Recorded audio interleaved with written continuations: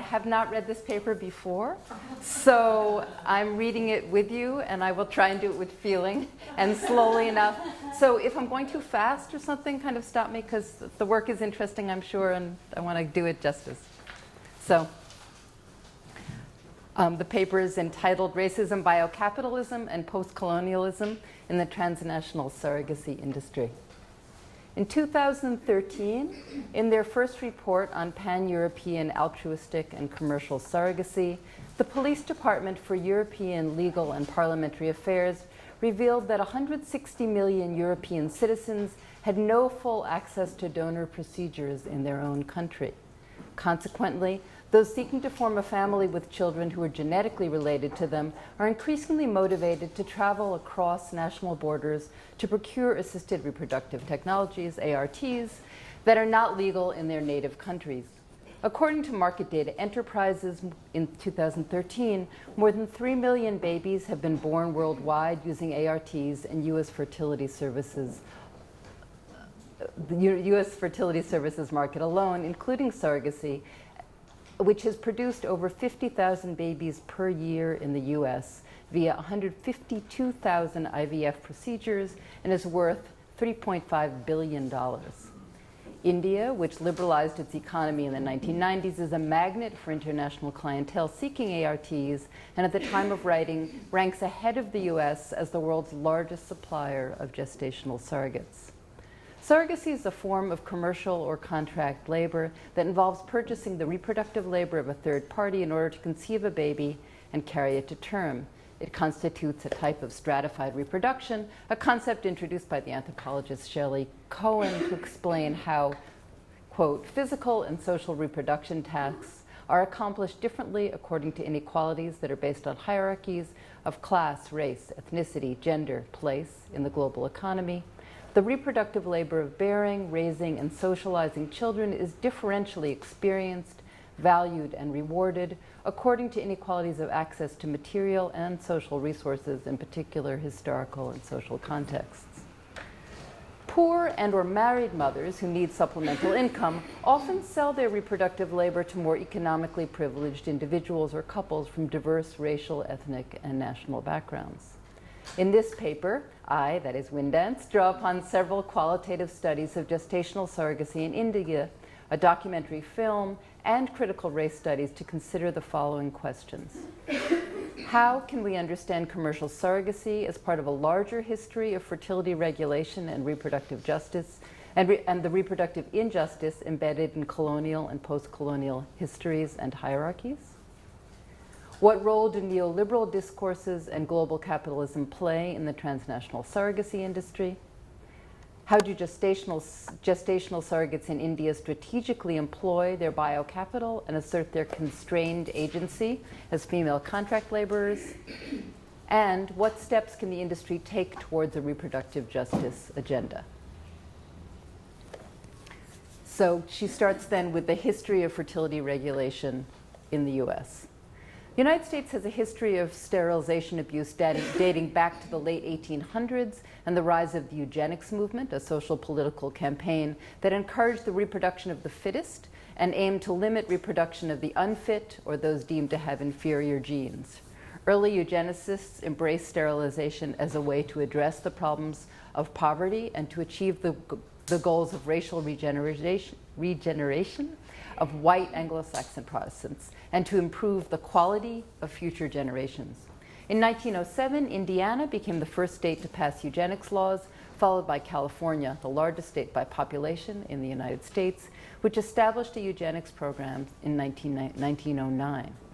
Initially, the people targeted for sterilization were primarily individuals who had mental and/or physical disabilities and resided in state mental institutions. However, sterilization programs were expanded to include poor people on welfare, racial minorities, unmarried women deemed promiscuous, children who were victims of rape, people who were blind, deaf, or had other disabilities, and alcoholics. And journalistic reports, no coerced sterilization. Something happened there. And journalistic reports revealed that eugenics programs were still operating in California prisons as recently as 2013. The embrace of sterilization, well, the U.S. embrace of sterilization as part of a eugenics program was conceived and financed by elites before the rise of the Nazi Party in Germany. Between 1909 and 1964, eugenics was officially practiced in 33 U.S. states, including California, where an estimated 20,000 people were sterilized, among them women who were considered immoral or bad mothers. This type of reproductive abuse involved controlling the fertility and reproductive labor of enslaved, colonized, and after the abolition of slavery, free, impoverished, and unmarried women has been central to European and Anglo-American colonial and post-colonial projects on both sides of the Atlantic.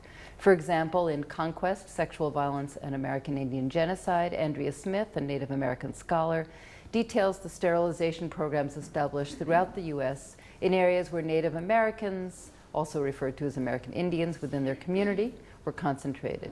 During the late 1960s, when activists created the American Indian movement, a civil rights movement that challenged the ongoing neo-colonial practices and discrimination faced by Native Americans, the U.S. government secretly targeted Native women for sterilization. And then this is a quotation. Native women became targets of the population craze when Indian Health Services initiated a federally funded sterilization program in 1970.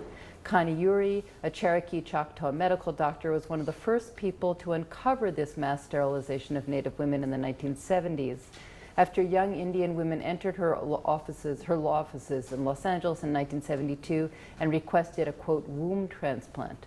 Upon further investigation, Uri discovered that women had been given a complete hysterectomy for birth control purposes when she was 20 years old and had not been informed that the operation was irreversible. The woman was otherwise completely healthy. Uri and other activists pressured Congress to investigate until finally a Democratic senator, Jamie Borzik from South Dakota, requested a study of IHS sterilization policies. The ensuing report issued by the General Accounting Office in 1976 revealed that 3,001 Native women of childbearing age, or approximately 5% of all Native women of childbearing age in these areas, were sterilized between 1973 and 1976. It's only 3 years. Against this backdrop of enforced fertility regulation embedded in colonial and post-colonial histories, ARTs and the commercial surrogacy industry must be analyzed from the perspective of a holistic reproductive justice agenda that addresses the social reality of inequality, specifically the inequality of opportunities that we have to control our reproductive destiny. Building upon the work of distinguished North American critical race feminists Andrea Smith and Dorothy Roberts, I argue that there is a fertility continuum that sets women into a global reproductive caste system. This continuum has been central to the enforcement of and reinforces and supports post-colonial and post-socialist hierarchies of race, caste, class, and gender. It includes domestic and international population control incentives to restrict the fertility of lower-income women, racial and ethnic minorities, or unmarried women. Poor women can be offered access to contraception or sterilization, while more economically privileged women can afford to pay for ART therapeutic treatments that enhance fertility. In Killing the Black Body, Dorothy Roberts produces a historically grounded analysis of the denial of reproductive liberty to Black women, both during and after slavery. She scrutinized the relationship between eugenics, sterilization, and surrogacy, in particular the critical role of state-sanctioned white supremacist policies in the surveillance and regulation of Black women's fertility. Describing the medical abuse of U.S. Blacks who are diagnosed with sickle cell anemia, Roberts argues that where new reproductive technologies have been directed towards Blacks, they have been used to restrict procreative freedom, not to increase it. More than a decade later, she revised her earlier arguments and writes, "Rather than place Black and white women in opposition, I tied them together in relation to the neoliberal trend toward privatization and punitive governance. Both population control programs and genetic selection technologies reinforce biological explanations for social problems and place reproductive responsibility on women, thus privatizing remedies for illness and social inequity." Close quote. On July 7, 2013, the Center for Investigative Reporting published an article by Corey Johnson titled female inmates sterilized in California prisons without approval. The reader learns that, quote, former inmates and prison advocates maintain that prison medical staff coerced the women, targeting those deemed most likely to return to prison in the future. Johnson goes on to call attention to an ongoing pattern of sterilization abuse, and this is again in The Guardian. Doctors under contract with the California Department of Corrections and Rehabilitation sterilized nearly 150 female inmates from 2006 to 2010 without required state approvals. From 1997 to 2010, the state paid doctors $147,460 to perform the procedure, according to a database of contracted medical procedures for state prisoners. They always keep track. I'm sorry, that's my aside. California lawmakers had banned forced sterilizations in 1979. Since 1994, elective sterilizations have required approval from top medical officials in Sacramento, the state capital, on a case-by-case basis. The revelation that women were being pressured to accept sterilization provoked outrage. Now she turns to post-colonialism and fertility regulation in India. The use of state-sanctioned technologies designed to restrict and control the fertility of women is an important component in the lives of Indian women who decide to become gestational surrogates. In Wombs and Labor, Amrita Pandey clarifies the similarities between the control of poor women, black women, Native Americans, and others in the United States and that of Indian women. In India, in the late 19th and 20th centuries, the management of childbirth became a key issue in colonial and nationalist discourses. Further, the colonial states, this is all Pandey, concern for maternal and infant mortality was partly designed to legitimize colonialism as necessary for the emancipation of the vulnerable subaltern women. Pandey goes on to provide an important discussion of the Indian government's state surveillance and control of women's fertility. Open quote, these fertility control-driven modernization campaigns in India cannot be understood in isolation from similar movements in Britain and the United States. These dialogues and connections among Indian and international reformers and the determined focus on birth control as a sign of modernity and rationality inevitably constructed the subaltern women, especially those from the lower classes, lower castes, and Muslims, as backward, sexually irresponsible, and immoral. Regardless of the jargon used for state policies, the underlying impact of the anti-natalist ambition has been state surveillance of fertility, especially of poor and working class women. The enforcement of state birth control in India represents a fundamental difference between its policies and those of many countries in the global north, where many women historically had to struggle for access to contraception. In her description of what scholars have referred to as the revised eugenics script, Pandey outlines the paradox of commercial surrogacy within the context of India's neoliberal population policies. Open quote, on the one hand, negative eugenics targeted mainly at minorities continues with processes like voluntary or incentivized sterilization. On the other, positive eugenics has appropriated the language of individual choices to strategically emphasize fertility options for upper class white couples. Pandey further elaborates on the contradictions inherent in the very existence of pronatal technologies in an antenatal state, saying, the revised eugenics script is evident in the politics of the government of India. Indian scientists are investing in new reproductive technologies like test tube babies, IVFs, and surrogacy and medical tourism, especially in assisted reproductive services, is booming. Commercial surrogacy is yet another paradox of the post-liberalization era. It is ironic that a country that has the highest absolute number of maternal deaths and only 51 doctors for every 100,000 people is focusing on providing birth-related services to its international patients. The shift from population control to reproductive tourism is an important one and enables us to understand the fertility logics employed by Indian surrogates.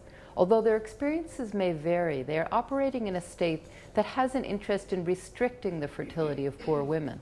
For instance, in 2003, the Supreme Court of India upheld the right of individual states to adopt the two-child norm, which encourages couples to adopt a permanent method of contraception after their second child. with disincentives for those who do not imply disincentives, a precondition for elected representatives. And now we're moving to the more transnational realm: biopolitics, neoliberalism, and global capitalism. In an analysis of the development of biopolitics, Thomas Lemke details the origins of human capital theory, which emerged after World War II, and in which every individual becomes not only a capitalist, but also the sovereign of him or herself. With every action, he or she maintains his or her individual advantage. He explains further. This is a quote from Lemke. Through the lens of human capital theory, a human being is a rational actor who is constantly allocating scarce resources in the pursuit of competing goals. The basis of this theory is a methodological individualism whereby a person maximizes benefits and weighs options in a marketplace in which offers and demands exist in perpetual interplay. Becker and Schultz understand human capital to mean the abilities, skills, and health of a person. It consists of two components: an inborn corporeal and genetic endowment, and the entirety of the abilities that are the result of investments in appropriate stimuli, nutrition, upbringing, and education, as well as love and care. In his historical overview of the different meanings of biopolitics, Lemke writes about the fragility and instability of the border between life and politics.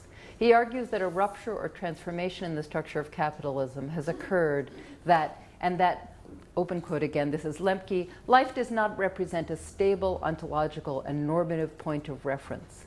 The impact of biotechnological innovations has demonstrated that life processes are transformable and controllable to an increasing degree, which renders obsolete any idea of an intact nature untouched by human action.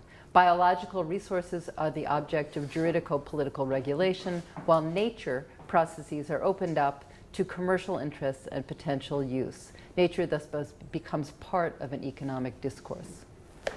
Political philosophers and theorists have argued that the structure of global capitalism changed during the late 20th century, and the early 20th century has provided new forms of life and work.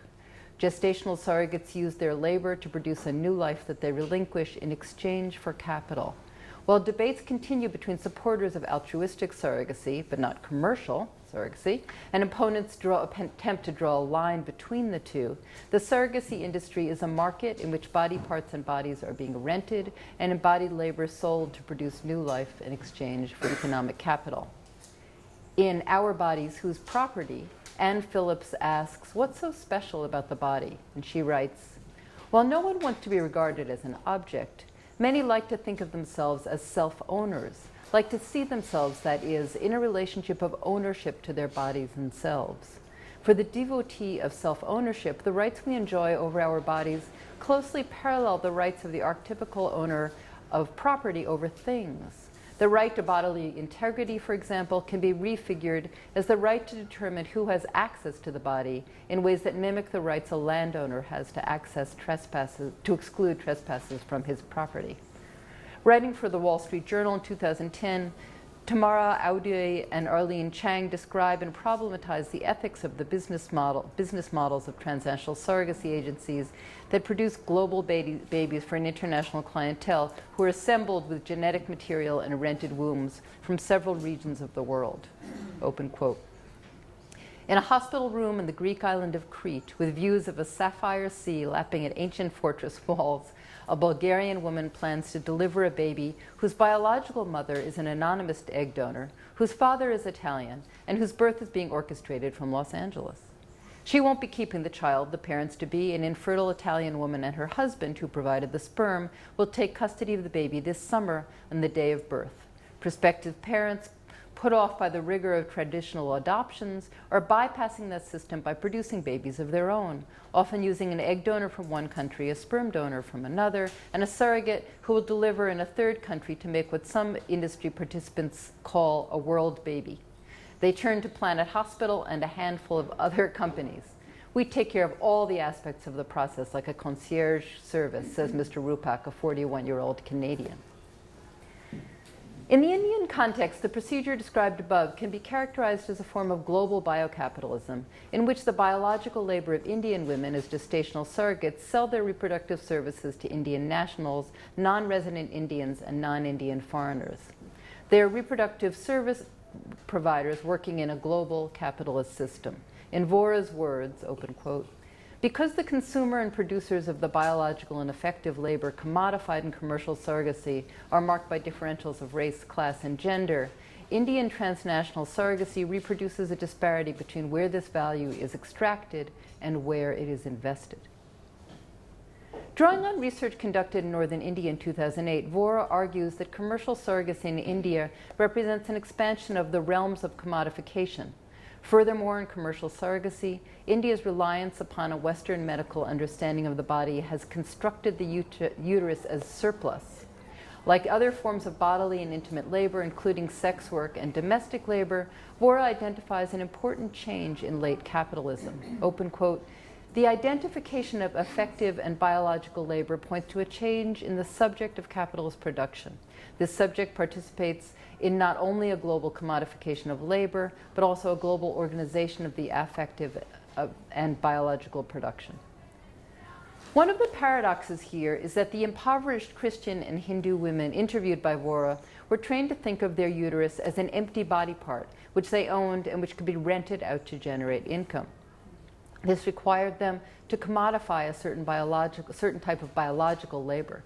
In the words of Krolke and Pant, discussed below, they become repropreneurs.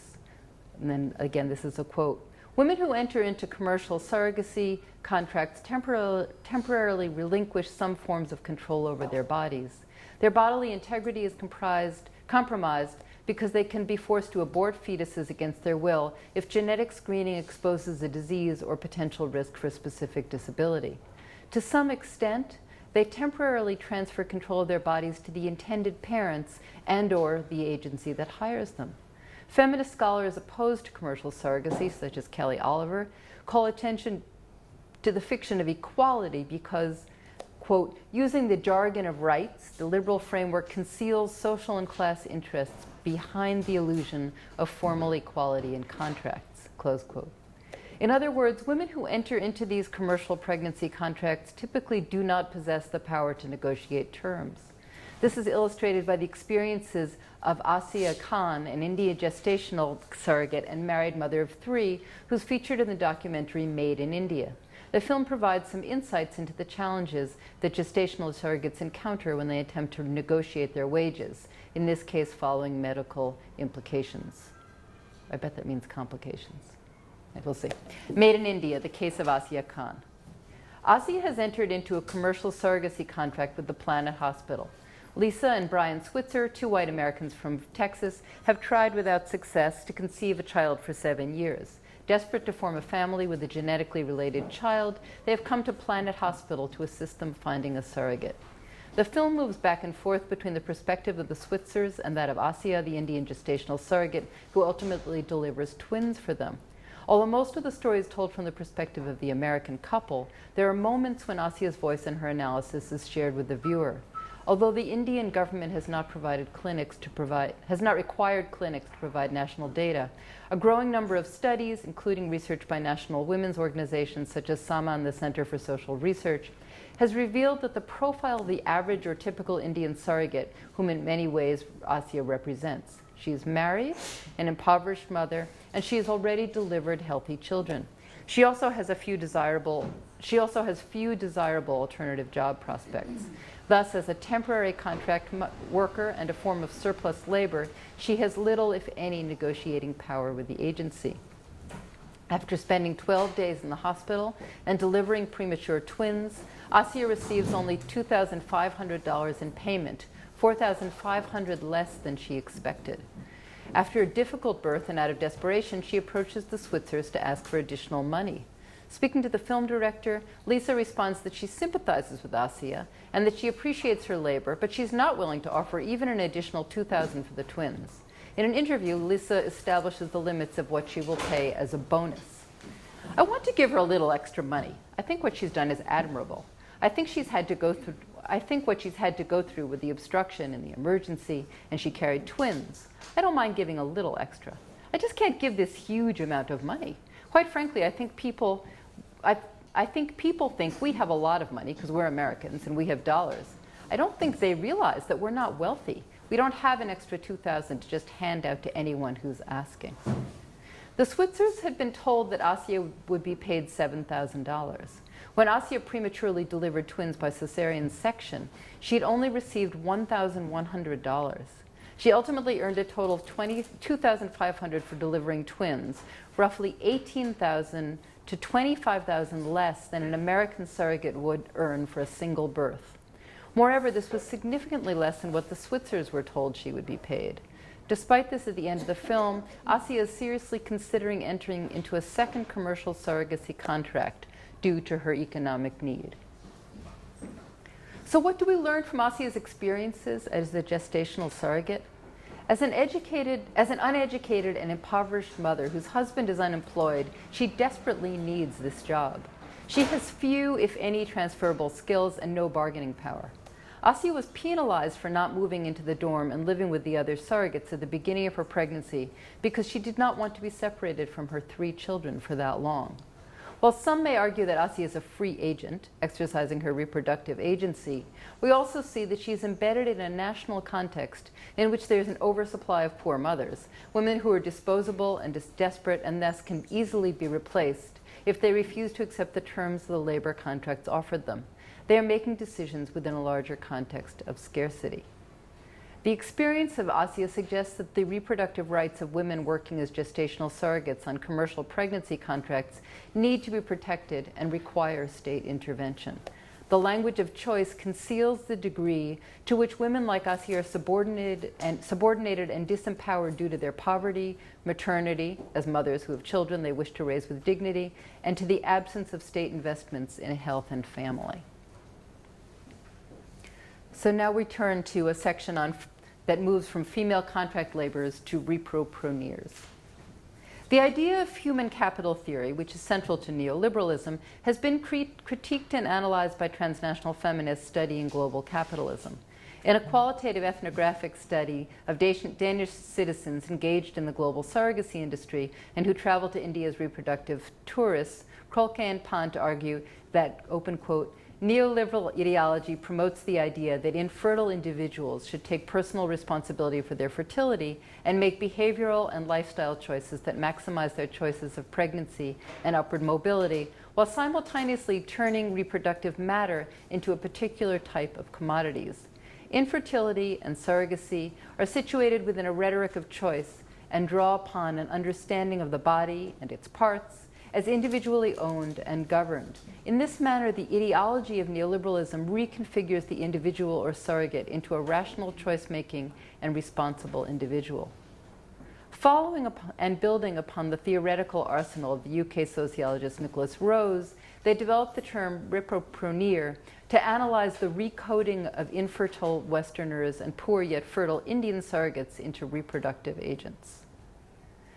Vivid examples of how gestational surrogates strategically employ their biocapital and assert their agency as female contract laborers are further provided by Pandey's groundbreaking work, already extensively cited in relation to post-colonialism and fertility regulation in India. In Wombs and Labor, Pandey draws upon the research that she conducted between 2006 and 2011 with more than 100 surrogates, their husbands, doctors, surrogacy brokers, nurses, hostel matrons, and others in the industry. Referring to the surrogates agency as workers, she describes a wide range of responses and strategies to negotiate power. Although it is not clear how representative the women interviewed are of the surrogacy industry, Pandey's rigorous field research suggests that at least a segment of the women working in it perceive surrogacy as a career and enter into these pregnancy contracts multiple times to achieve their economic and familial goals. Below are 2 more cases of Indian surrogates interviewed by Pandey, who in contrast to Assia are financially successful repropreneurs. They asserted their agency by insisting upon their right to work as gestational surrogates and refused to obey husbands or fathers-in-law. So the first of these is Pooja, a 27-year-old woman who is carrying her second pregnancy as a commercial surrogate. She intends to enter into at least 2 more commercial surrogacy contracts in order to achieve her remaining financial goals. In her words, "I built one house and bought another plot of land in the city with the money I got from my first surrogacy. When I become a surrogate again, I will build another house on that plot. I want to do this again and again. He, my husband, did not want me to do this again, but I convinced him that we need money to educate our children. My father-in-law was very against it from the start, but I told him it's my life. Pooja discusses gestational surrogacy as a career that will enable her to achieve her financial and familial goals. She is enthusiastic and expresses pride in what she has achieved for her family. In a second case, we meet Rita, 29-year-old gestational surrogate, and the daughter of a surrogacy broker. Like Pooja, she is a veteran in the industry and is carrying a second baby under a commercial pregnancy contract. She expresses amazement at her earnings and pride in her achievements. I'm the fourth to be a surrogate in my family. Our whole family runs on this industry. I've already delivered a baby girl to a couple last year, and they asked me to do it again this year. I used the money to pay back some debt and reconstruct the roof of my house. I put the rest of it in the bank on a fixed deposit. This is the first time I'm working out of the house, and I'm earning so much more than he, that is her husband, ever was. He was reluctant, but he let me do this the second time. I want to buy a house with the money I earn this time. Rita, like Pooja, appears to feel empowered by the earnings she's bringing to the family. The balance of power in these marriages may be altered by the ability of these married women to out-earn their husbands. In any case, they are unlikely to find any other jobs in which they could earn as much income in such a short time. Of course, Rita and Pooja represent the success stories. In striking contrast to Asiya from Made in India, their lives have been materially transformed by the wages they earned. In Asiya's case, she did not receive what she expected to earn. After enduring medical complications and giving birth prematurely to twins, she was left with very little. In addition, she was penalized financially for not moving into the surrogate dorm at the beginning of her pregnancy. So how do we explain the differences in the financial outcomes for Asiya when compared with Rita and Pooja? First, all three women share a desire to work as gestational surrogates again. Asiya desperately needs the money and did not achieve any of her financial goals with her first contract pregnancy. Second, as the daughter of a surrogacy broker, Rita may have been able to secure a better financial deal, including not being implanted with multiple embryos, therefore avoiding the potential difficulties that can arise from carrying twins. The ability to negotiate the terms of the contract may vary with those women who are part of a family of experienced surrogates. This suggests that, not unlike the US, there are premium surrogates and donors. It is possible that because of their first successful delivery of singletons, Rita and Pooja gained a special status. Being requested a second time by the same couple, they confer eligibility for a slightly higher wage. So turning towards a reproductive justice agenda. In 1994, a group of US Black feminists coined the term reproductive justice and created a framework for mobilizing women in the United States. They shifted the frame from one that focused on choice to a broader agenda that included not only women's right to have a child or not, but the right to raise her children with dignity in safe and healthy and supportive environments. This framework repositioned reproductive rights in a political context of intersecting race, gender, and class oppressions. Today's sister song, Women of Color Reproductive Health Collective, mobilizes women and plays a central role in the reproductive justice movement. This movement is concerned with the holistic experiences of women as mothers. Defining its objectives, Loretta Ross, a founder and national coordinator of Sister Song, writes about the reproductive justice framework. She analyzes how the ability of any woman, this is a quote, to determine her own reproductive destiny is linked directly to the conditions in her community, and those conditions are not just a matter of individual choice and access. Moving beyond a demand for privacy and respect for individual decision-making to include the social supports necessary for our individual decisions to be optimally realized, this framework also includes obligations from our government for protecting women's human rights. Feminist scholars and legal theorists continue to debate the merits and ethics of commercial surrogacy, and specifically the power asymmetries among women who sell or rent their reproductive labor in exchange for payment. Are they simply independent contractors selling their body parts? Are they exploited laborers? Are they making a rational choice in the context of capitalist labor markets?